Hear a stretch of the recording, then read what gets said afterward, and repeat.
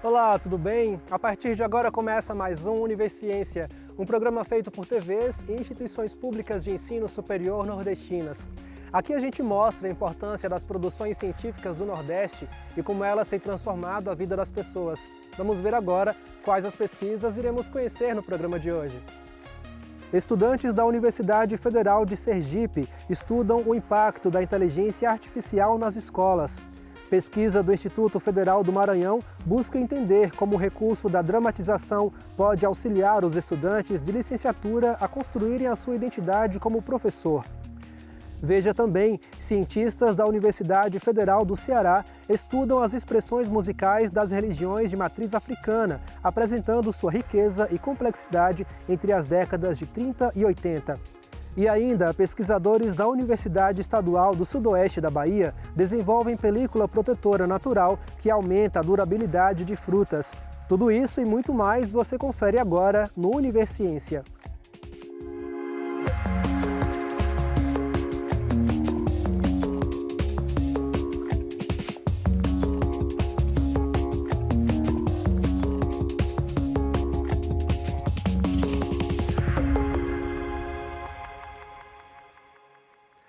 Nós abrimos o programa de hoje falando sobre inteligência artificial. As chamadas IAs são um conjunto de novas tecnologias que permitem que alguns aparelhos eletrônicos executem várias funções avançadas de modo quase autônomo. Esse tipo de tecnologia está presente em diversas áreas. Pesquisadores da Universidade Federal de Sergipe desenvolveram um estudo para investigar os impactos da inteligência artificial em uma delas, a educação.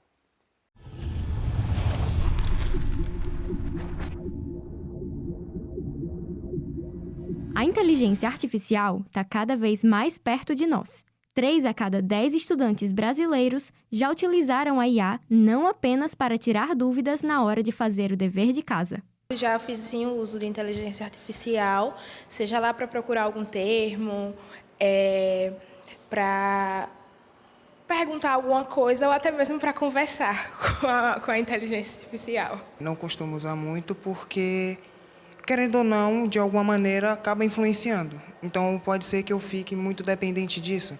Então eu prefiro ou estudar por via do que os professores mesmo enviaram, ou fazendo pesquisa, etc. Mas também não digo que eu nunca usei. Apesar de ser quase inevitável, o uso de novas tecnologias na educação ainda divide opiniões. O grupo de pesquisa do professor Paulo Boa Sorte trabalha com o tema há 5 anos. Nós temos trabalhado com os impactos que a inteligência artificial, as realidades aumentada, virtual e mista, o metaverso, tem no offline e no online das escolas. Por que a gente diz offline e online? Principalmente porque o offline se refere àquelas escolas que não têm acesso à internet.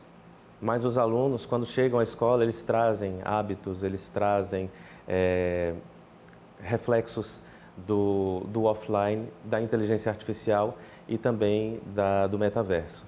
Então, nós nos debruçamos principalmente em questões de acesso, como a inteligência artificial tem impactado na vida desses alunos, na forma como eles estudam, na forma como eles aprendem, principalmente linguagens. O ChatGPT, por exemplo, é uma ferramenta que coloca pais, alunos e educadores diante de um dilema sobre os limites do uso da tecnologia. Principalmente pelo fato de ele ser alimentado por bilhões de parâmetros e ele entregar textos completamente coerentes, coesos e temáticos, é que ele vai impactar os vários setores. Ele vai impactar o setor do jornalismo, a medicina, a educação, a escrita de textos científicos. E aí é que nós vamos encontrar e pensar os desafios, principalmente da escrita acadêmica na contemporaneidade. Como é possível lidar com isso sem prejudicar a própria autonomia na vida estudantil? Porque é uma coisa que, se você não utilizar com moderação, você é capaz de você prejudicar até o andamento do seu estudo. Como, por exemplo, o ChatGPT, que eu vejo muitos estudantes utilizando para fazer dissertação por eles, para fazer qualquer tipo de atividade por eles, e eu acho que isso acaba tornando o aprendizado deles deficiente. Porque você se perde na sua aprendizagem, você deixa de aprender algo, você deixa de praticar o que você está aprendendo na teoria, para deixar com que um robô faça isso por você. Inês é professora de inglês na rede pública de ensino em Sergipe há 10 anos. Foi a partir da própria experiência em sala de aula que ela procurou estudar mais a fundo os desafios para a aprendizagem da língua inglesa nesse contexto tecnológico. É uma pesquisa autoetnográfica, então eu vou pesquisar a minha própria prática pedagógica, né, para entender se o uso dessas ferramentas de inteligência artificial, sobretudo a inteligência artificial generativa, que é o caso do GPT-3, né, desses algoritmos que nós temos visto tanto na mídia, a utilização dessas aplicações na aprendizagem de língua inglesa, com o objetivo de desenvolver a autonomia dos alunos, né, a autonomia da aprendizagem dos alunos. Com a IA, a professora vê novas possibilidades de personalizar o conteúdo ensinado de acordo com as necessidades de cada aluno. Eu observei o potencial que elas poderiam trazer para os meus alunos, então, para ajudá-los, por exemplo, na correção de textos, na produção, por exemplo, de textos em língua inglesa. Eles podem fazer descrições e essas descrições podem gerar imagens, então, há todo um potencial de ensino dentro da multimodalidade que pode servir não só para os professores de língua inglesa. Além de vídeos de dancinhas que viralizam rapidamente, o TikTok é outra ferramenta com potencialidades para fins educativos, como a divulgação de conteúdos curtos sobre o Enem. A minha pesquisa é para entender uma comunidade virtual específica, que é o BookTok. Ele está inserido dentro do TikTok. E lá eu quero entender como que os algoritmos, ao mostrar cada vez mais conteúdo sobre livros, sobre resenhas literárias, sobre esse universo dos livros, como que isso tem afetado a aprendizagem de leitura e escrita desses alunos. Trabalhar a agilidade emocional, reforçar a consciência coletiva e despertar a curiosidade intensa são caminhos que nós, humanos, devemos trilhar diante dessa nova era. Eu acho que a inteligência artificial não pode substituir a capacidade de autonomia do próprio aluno, sabe? Por exemplo, de criar dissertações, de responder uma questão, de ter controle sobre o que fazer em uma questão. É uma ferramenta que já faz parte do dia a dia das pessoas, né? E por que não utilizá-la na educação para cumprir uma tarefa, digamos assim, mecânica, né? Enquanto o professor pode se dedicar a algo que somente a inteligência humana é capaz de fazer. No próximo bloco, você vai ver uma pesquisa da Universidade Federal do Ceará que apresenta a complexidade e a riqueza dos discos de música de terreiro produzidos entre as décadas de 30 e 80. O intervalo é rápido, a gente volta já já.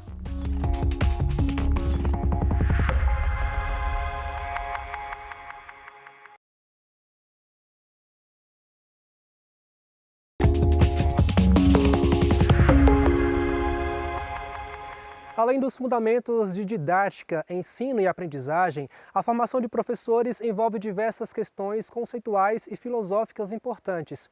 Um professor do Instituto Federal do Maranhão resolveu usar o recurso da dramatização para aprofundar pesquisas sobre a construção da identidade docente entre os estudantes de licenciaturas. Acompanhe.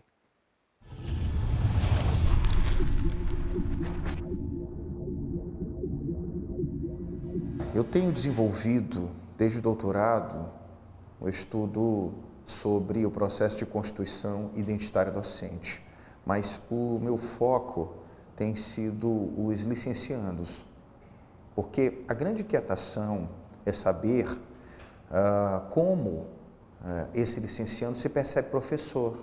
Muitos deles não se percebem professores quando estão mesmo na licenciatura. Então, por que isso? Como se dá o momento em que ele se percebe docente?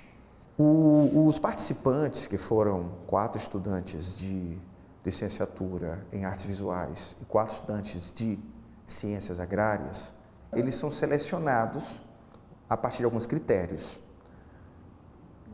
Geralmente, selecionamos os estudantes de licenciatura que já tiveram experiência no estágio docente, já estão nos períodos finais do curso, e que estejam disponíveis a participarem de todas as etapas da pesquisa. Então, depois dessa seleção, fazemos uma entrevista narrativa, que é uma entrevista aberta, em que a gente coloca a questão sobre o que é ser professor, né, para você. E aí a participante fala sobre toda a sua história de vida relacionada a isso. Então, há pessoas que narram que foram filhos de professores, outros experiências com professores durante o ensino fundamental, o ensino médio, até chegar à graduação. Então, é uma história de vida. A partir daí, fazemos a transcrição literal, né, dessa entrevista. E aí vamos para a dramatização, que é o ponto alto, que é quando os participantes eles estão ali desenvolvendo uma peça teatral que envolve a atuação docente. Então, simulam uma aula, elaboram de forma ficcional a aula. As falas não são memorizadas, elas são espontâneas, mas dentro de um roteiro já previamente discutido. Eles ficam livres para criarem um cenário e o figurino também. Essas dramatizações são videogravadas, depois transcritas. E ainda tem uma autoconfrontação dessa dramatização. Eles assistem a dramatização que eles fizeram e aí eles estão sendo entrevistados enquanto eles assistem e conversam sobre aquilo, né? E a partir dali a gente analisa também como eles, nessa autoconfrontação, o que dizem sobre a sua atuação. E aí saem os significados de crítica, como não deve ser o professor, como o professor deve ser. Então, isso vai aprofundando mais os dados. Por exemplo, um participante que, na encenação, ele recebe uma pergunta de um estudante e ali, eles encenando a forma como ele responde. E a forma como ele organiza a aula antes de começar é muito sobre o que ele entende ser a docência, de como ele se percebe professor e de como ele se identifica com a atuação docente. E a gente pega esses significados no processo de análise para poder perceber como individualmente cada um se constitui professor. E um significado que emergiu dessas experiências e que é marcante é o de afetividade. E ela está voltada a como eles se aproximam dos estudantes no processo de diálogo, em sala de aula, nas conversas, em como se preocupam com a aprendizagem deles e como eles entendem a importância da sua atuação docente para a mudança de vida desses estudantes e para o aprendizado deles. Então, há uma afetação emocional desse professor e um envolvimento e um contato muito mais próximo, dialógico, com os estudantes. Eu também estou desenvolvendo os estudos focados na ambivalência docente, porque o professor é um pesquisador e, sobretudo, deve ser um pesquisador de sua prática. Isso também mostra e vai de encontro a uma concepção equivocada de que professor é diferente de pesquisador. Então, os estudantes, no seu processo de constituição individual, já começam a apresentar esse conflito ambivalente entre ser professor e ser pesquisador nos processos narrativos. Um ponto que eu considero interessante dessa pesquisa e acho super importante ser destacado é o uso do mapa semiótico. Esse design gráfico também auxilia o leitor das nossas publicações, para como entender, né, esse emaranhado de conexões entre os participantes, porque os participantes são vistos dentro de um todo, eles não são isolados, né, mas considerando, claro, as suas individualidades. Nós temos 2 pontos que dificultam o desenvolvimento dessa pesquisa. O primeiro ponto é conseguir alunos, dentro do critério de seleção, que aceitem desenvolver uma dramatização. Uma outra dificuldade é o processo analítico, porque como é uma entrevista de análises microgenéticas, ou seja, análises específicas de detalhes, inclusive o figurino, a roupa que o estudante está usando diz sobre ele, porque é um mundo de significados, as entonações, as falas que se sobrepõem. Então, o processo de transcrição e de análise, ele é um processo bem mais detalhado, então torna essa pesquisa uma pesquisa mais complexa e, ao mesmo tempo, possibilita um aprofundamento maior. No século passado, ao mesmo tempo em que sofriam perseguições do Estado brasileiro, as expressões musicais das religiões de origem africana conquistavam o público. Uma pesquisa desenvolvida na Universidade Federal do Ceará apresenta a complexidade e a riqueza dos discos de música de terreiro produzidos entre as décadas de 1930 a 1980.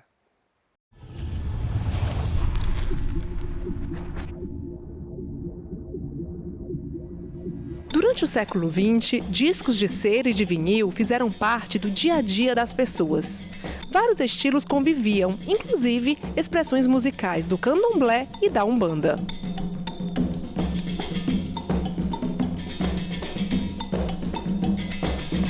Em boa parte desse período, as religiões de origem africana sofreram perseguições do Estado brasileiro. Mesmo assim, as músicas de terreiro conquistavam o público. A perseguição era parcial, né? A polícia perseguia, mas, por outro lado, o povo seguia, né? Éden é aluno de doutorado da UFC. Em sua pesquisa, ele estuda discos de músicas de terreiro gravados entre as décadas de 1930 a 1980. A macumba que hoje em 2023 a gente conhece, naquela época ela era muito conhecida como rito e ao mesmo tempo como um ritmo, né? Um ritmo musical. Geralmente eram o quê? Eram sambas ou batuques, né? Que tinham essa temática afro-religiosa. Os estudos mostram a qualidade do material produzido. Outro aspecto observado na pesquisa é o papel de artistas negros no desenvolvimento dessas obras. Eloy Antero, Getúlio Marinho, JB de Carvalho e Joãozinho da Gomeia são alguns nomes de destaque. Esses e outros artistas produziram trabalhos que vão muito além da questão musical. Em 1958, o Joãozinho da Gomeia lançava os seus 78 rotações e ele colocava lá no selo musical, colocava o nome do ritmo, né? Colocava cabula, colocava barravento, colocava ijexá. Então, essa é uma forma dos terreiros de se manifestar, dizer assim, ó, essa é a nossa cultura, esse ritmo, o nome dele não é batuque, o nome é esse, é o nome da nossa cultura religiosa. Esse ritmo também não está vinculado a apenas uma questão musical, ele está vinculado a uma reza, ele está vinculado a uma dança, ele está vinculado a um movimento, está vinculado a uma expressão, ou seja, vem ali, um simples nome cabula, ele expressa uma série de coisas, você dispara, tem acesso a uma série de conhecimentos de terreiro. Então, assim, são documentos sonoros que vão além, né? Além da intenção de entretenimento. Para o orientador da pesquisa, abrir espaço para essa temática na universidade é uma forma de evitar o esquecimento de uma parte importante da memória do povo brasileiro. Essa disputa de memórias, ela pode ficar guardada ali no subterrâneo, no caso ali do Éder, só entre o povo de Santo, mas ela pode também ter visibilidade e disputar com a memória oficial. Tudo que está ligado à cultura humana, à cultura, né, de alguma forma interessa para a gente também. Entende? Porque a educação não pode ser pensada só no campo da educação formal, né? Ela não pode ser pensada só aquilo que está dentro da escola, no chão da escola, que é importantíssimo, mas a educação está muito além disso. No próximo bloco, você vai conhecer uma película desenvolvida na Universidade Estadual do Sudoeste da Bahia, que preserva as frutas comercializadas em feiras livres e hipermercados por mais tempo. O intervalo é rápido, a gente volta já.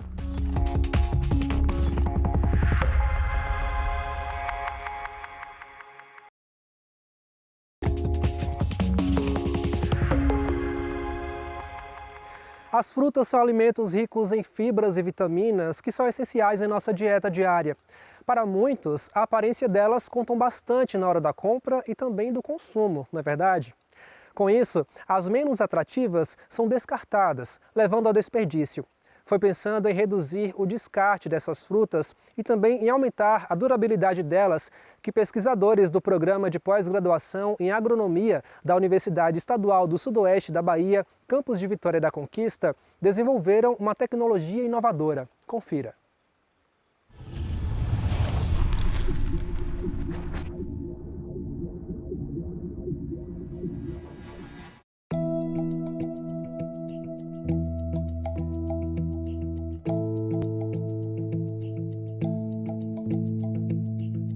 Essa pesquisa, ela baseou-se principalmente no princípio de tentar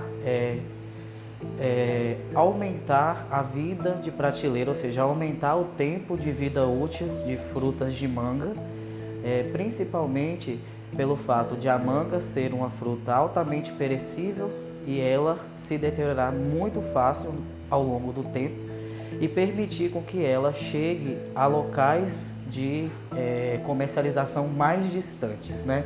Então a pesquisa ela baseia-se nesse princípio, de prolongar a vida útil de prateleira de frutas de manga. Então é importante essa pesquisa, porque nessa pesquisa a gente desenvolveu um produto que é baseado, pensado para atender uma demanda regional, nacional, que é a questão da pós-colheita, que é o que depois que você colhe uma manga, você vai ter que transportar essa manga, você vai ter que vender, ela vai ficar na prateleira e vai para casa do consumidor ou vai ser exportada. Então a gente desenvolveu uma pesquisa para proteger essa fruta, para que ela tenha um maior tempo de vida útil, que ela consiga ficar mais tempo na sua casa ou que ela consiga ter mais tempo para sair, para ser exportada. E a gente desenvolveu essa pesquisa utilizando materiais regionais, que foi o amido de mandioca fermentado, que é uma coisa bem típica da nossa região, né, de Conquista, e o óleo essencial, que não é assim típico daqui, mas é um óleo essencial que é uma coisa que a gente tem usado muito ultimamente, tem sido falado muito de óleo essencial, e são produtos naturais, que não agridem o meio ambiente e também que não agridem a saúde. Então ela é muito importante e foi desenvolvida com recursos da universidade, financiada por recursos próprios, ou então, como é uma pesquisa de pós-graduação, com recursos financiados pelo governo, que é a CNPq e que é a CAPES, que são os órgãos financiadores dessa pesquisa. Então é muito importante isso porque vai atender uma demanda existente, né, no mercado. A gente fez então, né, a comparação com um tratamento sem revestimento nenhum.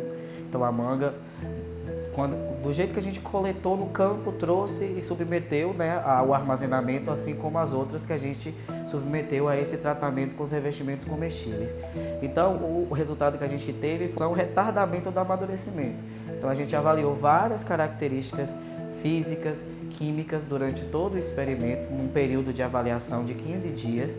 Então a gente conseguiu observar que as mangas que eram revestidas com uma concentração específica do óleo essencial, neste caso o melhor resultado da gente foi na concentração de 0,9%.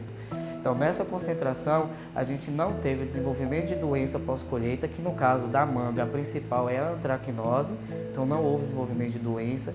A gente teve um retardamento no amadurecimento em face do atraso nas transformações químicas e físicas, como perda de massa, que é a perda de CO2 e água para a atmosfera. É um processo natural das frutas, por isso que elas murcham.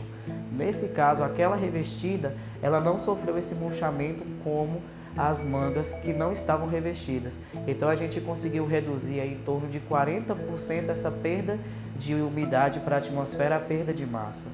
Então essas foram as principais características, além de outras que de fato mostram para a gente esse retardamento, essa redução aí no amadurecimento ao longo do período de avaliação. Para o agricultor, a gente não tem ainda um ganho direto, porque o agricultor a gente está trabalhando na pós-colheita. Então a gente trabalha depois que ele colhe e a gente transporta. Então a gente tem um ganho pós-colheita por enquanto, porque é mais para o mercado mesmo, porque você consegue após a colheita, então até mesmo o agricultor que ele mesmo beneficia, como fazer, ele mesmo trata, ele pode isso e botar o quê? Aumentar o valor agregado do seu produto. Eu estou vendendo uma manga que não tem tratamento, que pode amadurecer mais rápido, que vai ter uma doença, eu estou vendendo uma manga agora aqui. Ele pode durar mais tempo, ela pode proteger contra a doença. Então isso, se ele comercializar essa manga já passado o processo de sanitização, de limpeza, ele tem esse ganho. Aí ele vai ter um valor agregado. E é uma coisa que é fácil de se fazer, não é complicado você fazer, não é complicado aplicar. Aí a gente tem isso. Mas o ganho maior é o mercado mesmo, é para o mercado, para os vendedores. A gente tem no Brasil, os vendedores ainda perdem muito por causa das exigências que a gente tem de exportação. Então essa parte do mercado e o consumidor tem um ganho maior agora. Mas se a nossa pesquisa que está vindo agora no doutorado, ela der certo, a gente vai ter um ganho para o produtor, que ele vai ter uma manga que vai ter menos doença e vai ter uma manga que talvez não tenha aí infestação por mosca da fruta, né? Uma repelente natural, uso de defensivos sem uso de fungicidas que podem ter agredir o meio ambiente e agredir a quem aplica aquele produto também. Foi muita pesquisa e muita tentativa e erro, estudo mesmo de pesquisa, de laboratório, até chegar ao que está aí funcionando e que deu resultados que para uma pesquisa de mestrado, que é um tempo mais curto e principalmente desenvolvido numa época tão ruim que foi a época da pandemia, que a gente tinha disponibilidade de laboratório, questões outras, foi um resultado muito favorável, tanto que a gente continua com essa pesquisa tentando levar para outro patamar, estudar mais esse efeito que ele tem nessa combate às doenças e ainda ver se ele tem um poder de repelência para a mosca da fruta, que é algo que ataca muito a mangueira, que tem uma perda muito causada. Então a gente vai tentar levar isso tudo mais adiante e aumentar essa possibilidade de estudo. No final, né, da nossa pesquisa, então, a gente foi aconselhado a depositar a patente desse revestimento. Então, ela hoje está depositada no Instituto Nacional de Propriedade Intelectual, que é o INPI. Então, a gente redigiu, né, porque eles pedem que a gente faça todo o passo a passo para que ele possa ser reproduzido. Então, a gente redigiu, está tudo certinho e a gente aguarda agora a primeira avaliação do INPI para ver se tem uma solicitação de um exame, alguma outra etapa para que a gente possa prosseguir. Então a gente aguarda, né, essa avaliação do INPI inicialmente.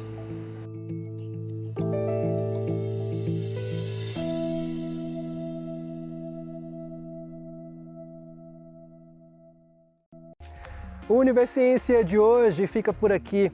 No próximo programa traremos mais pesquisas inovadoras para a gente conhecer o que tem sido produzido nas instituições públicas de ensino superior nordestinas.